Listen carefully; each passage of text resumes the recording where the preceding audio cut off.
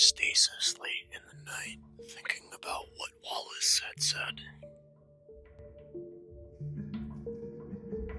No one is above the law. I was merely showing you the truth. They really were. A traitor. A traitor. I pondered on what Wallace was doing, showing us who we really were. That's it. I decided to release Wallace, but on my own accord. I set out to the barrack cells, taking my trusty lockpicks in hand. I snuck into the cells and eventually found where Wallace was being held. Upon reaching his cell, I pulled out my lockpicks and told him to stay silent. I slowly worked my way with the lock, and I noticed that Wallace was never treated from his wounds. Idiots. I'm glad that my family decided to let him bleed out in jail. Once the door was finally open, Wallace nodded in thanks and followed suit. We went back to my bunker so Wallace can get some sort of rest and an actual treatment. Upon reaching my bunker, Wallace spotted a couch and waited for the medic that I was getting. As I re-enter with Zephyr, Wrecker, and Dozer. Zephyr to heal him, and the other two for safety. Dozer was obviously upset on why Wallace was out of his cell. He tried reprimanding me.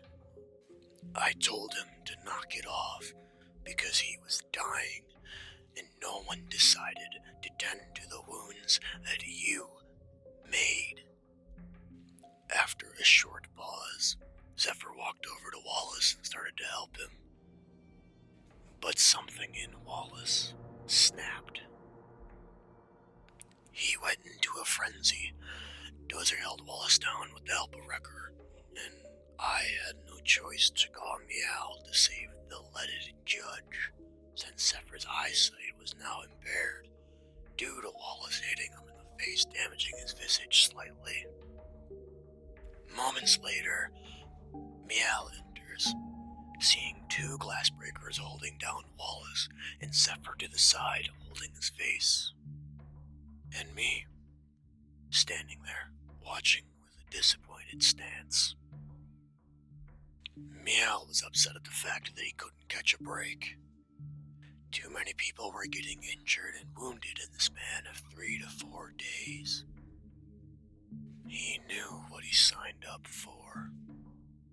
Meow finished up with the glass breakers and told everyone to leave except me.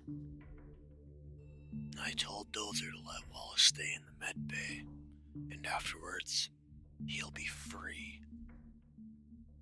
I am bailing him out on medical term, and also for the fact that everyone mistreated him, for showing us who he really were. It was late in the evening when I got a call from Meow. He told me to head to Vinny's bunker. Great. Who's hurt, and why Vinny's bunker? As I approached the door, I saw Wallace, Dozer, Zephyr, and Wrecker leaving. What the hell happened? I opened the doors and saw Vinny and Meow conversating and noticed sprayed mana all over the couch and some broken glass. What on Zephira happened here, and why were there 4 glass breakers here? The two explained in vivid detail.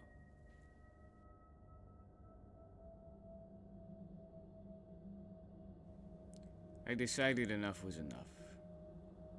I met with the geomancing captain himself after a few days of recovery.